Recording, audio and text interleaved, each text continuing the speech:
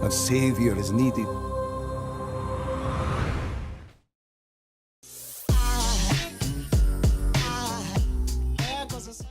Welcome to Garths Spotlight, and we're here today to talk about Castlevania with our great host, Garth. So over here we have Sam, and today he is going to be our vampire expert. We call him Van Helsing. Sam Helsing. Sam Helsing. Oh, And now here we have Kyle, and I'm going to call him... Kyle. No, I was thinking Kyle the Berserker. Kyle the Berserker? Yeah. That works. Take it. He likes it. He seems to like it. Yeah, I think he likes it. He's feeling it. Yeah. All right. All right, so what we're here for, like we promised, we're going to do the spoiler version of Castlevania. Now we're talking about the Netflix series that just came out last week on Friday. Mm-hmm. And so looking at the series, we went through who created it, who did that in our last episode. So if you want to check that out, check out the last one. And now we're going to talk about more in depth about the story itself, the elements that brought the life of Castlevania back, and how they did in terms of video game and how they brought it here. Like what elements did they bring and develop better than they did at the video game or worse, depending on what we like. And we want to talk about key characters as well. So to start this off, we will start off chronologically, and we'll start out with episode 1. So episode 1, we first get introduced to Dracula. But when you see him, you also see the girl who walks into his manor. Lisa, yes. So Lisa walks into Dracula's manor. Or castle, I guess. Castle. Castle, yeah. Castle, yeah. Castlevania. Castlevania, okay, fine. No, it was a castle. It was a castle, right? Whoa, Yeah, I don't know about you, but I don't know any castles that are portable I- or transportable, you know? That's true. Can I say one thing, too? The opening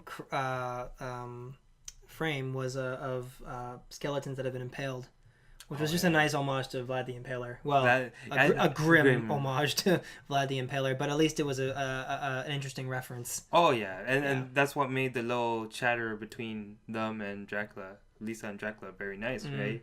Because they brought those elements of the grim, but made it into a satire, right? You guys aren't touched by that at all? Like, it was so touching, that opening sequence. I liked it. I thought it was really interesting. Yeah, it was. So let's explain the opening sequence a bit. The only question is, how would skeletons stick to the pike still? Stylistic. It's stylistic.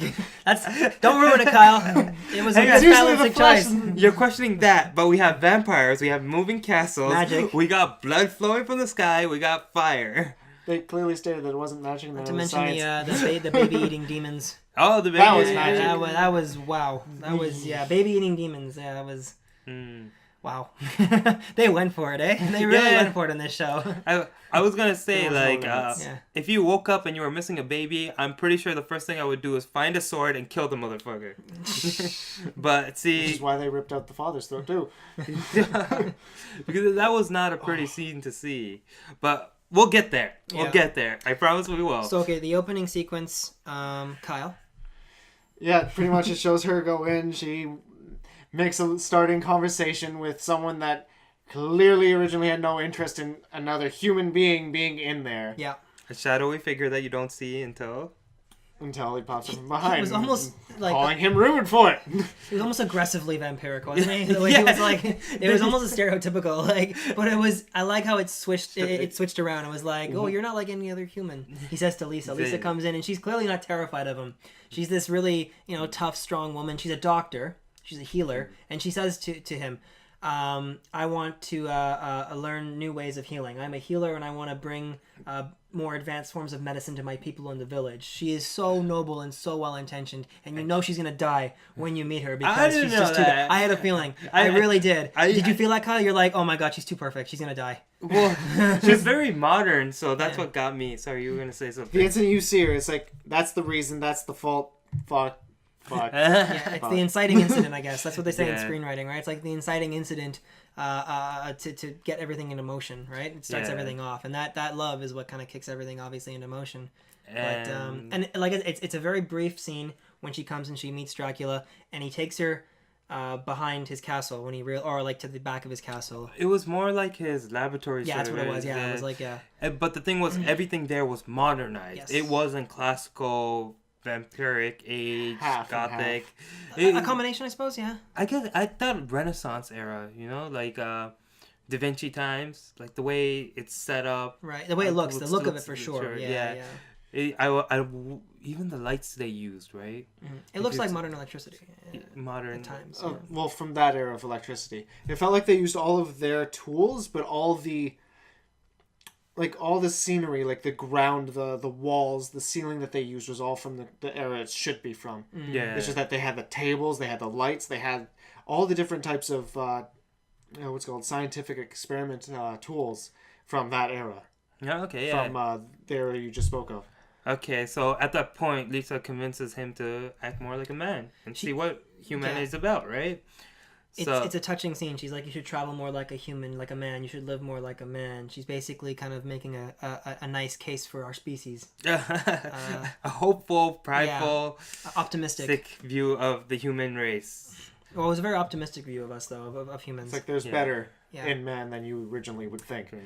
And he shows her to the laboratory, and it's really cool. And cut to her being burned at the stake.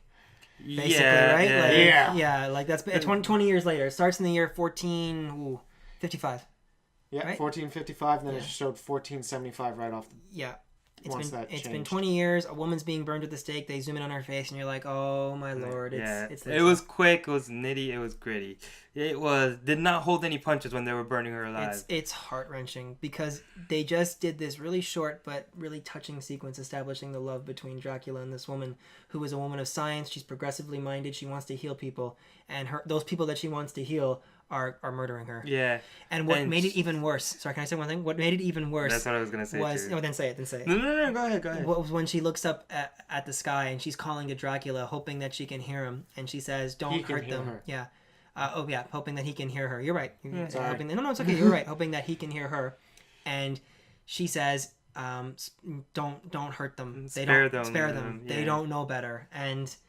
even when she's being betrayed and burned like this, she's still the woman that she is when we first meet her. Well, she's not turning. Yeah, she's not turning, but also imagine the excruciating pain she's in. Yeah. She's getting burned alive. It's not like, someone's poking you. Yeah. She's getting burned alive, and the first thought you had was these humans around you that are burning you and hating you, calling you a witch, they don't know any better. Spare them.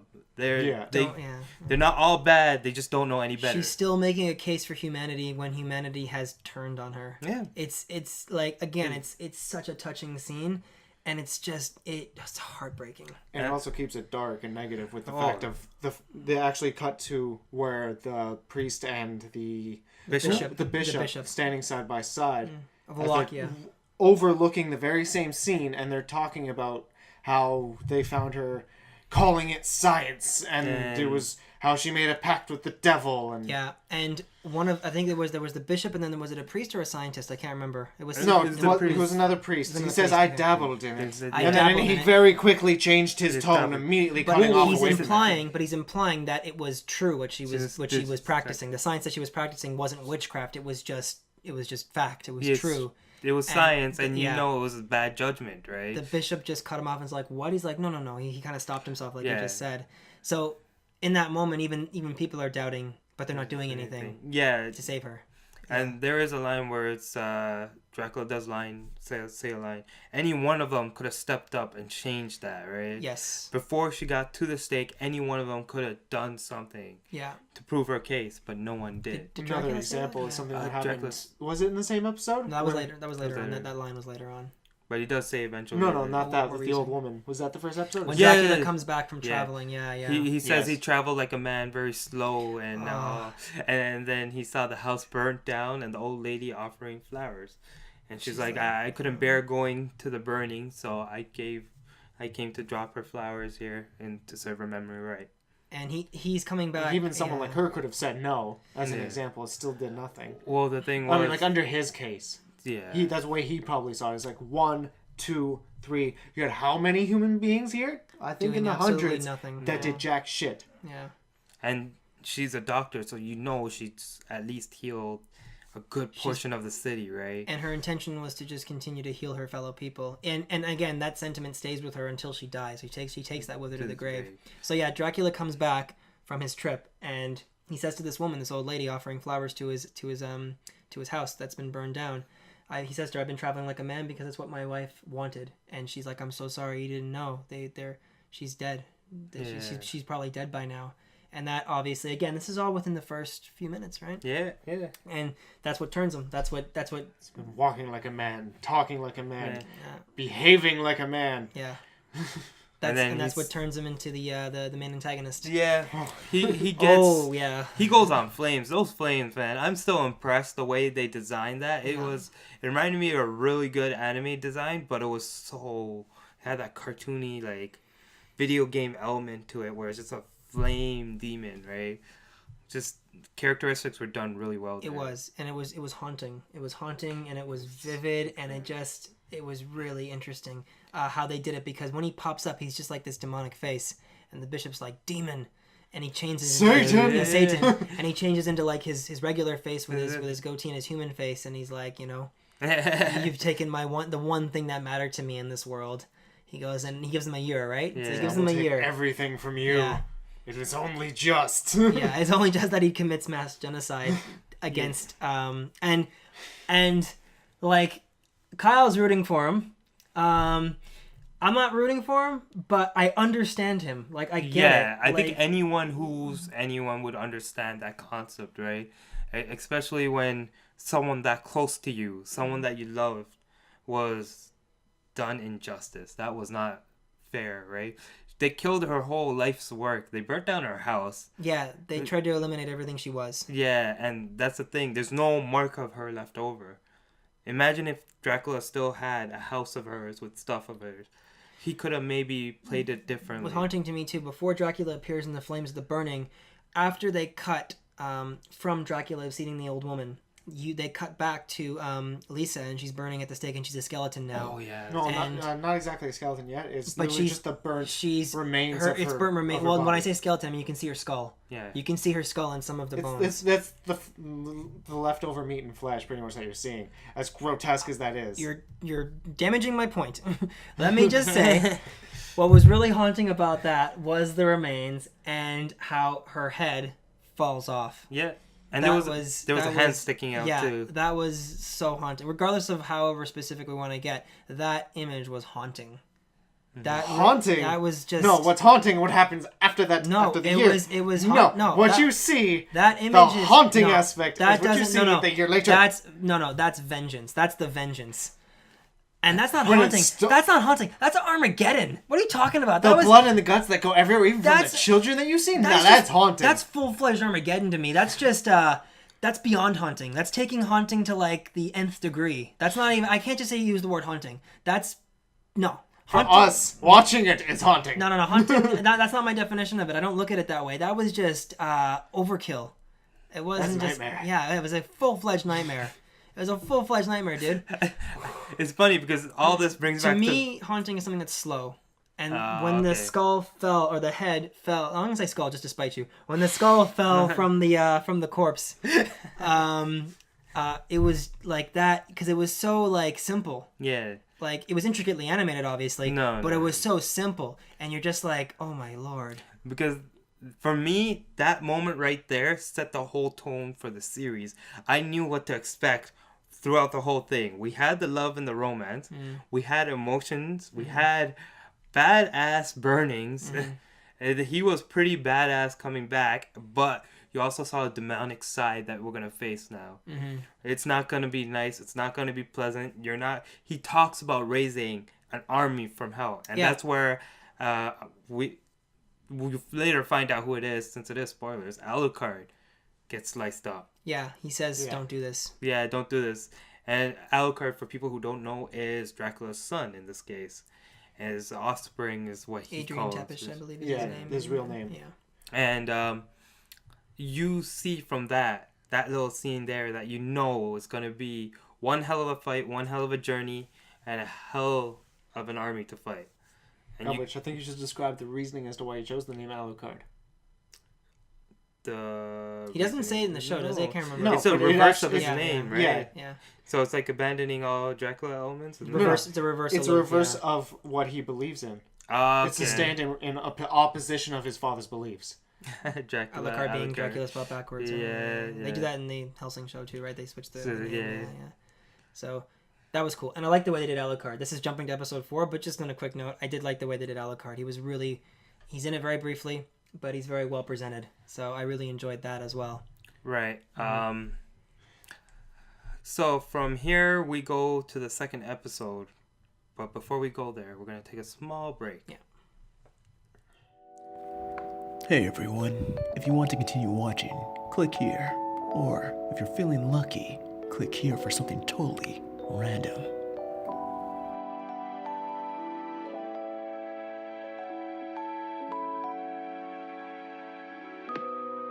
More in depth about the story itself, the elements that brought the life of Castlevania back, and how they did in terms of video game, and how they brought it here. Like, what elements did they bring and develop better than they did at the video game, or worse, depending on what we like. And we want to talk about key characters as well. So to start this off, we will start off chronologically, and we'll start out with episode 1. So episode 1, we first get introduced to Dracula, but when you see him, you also see the girl who walks into his Lisa. manor. Lisa, yes. So Lisa walks into Dracula's manor. Or castle, I guess. Castle? Castle, yeah. Castle? Yeah. Castlevania. Castlevania? Okay, fine. No, it was. A savior is needed.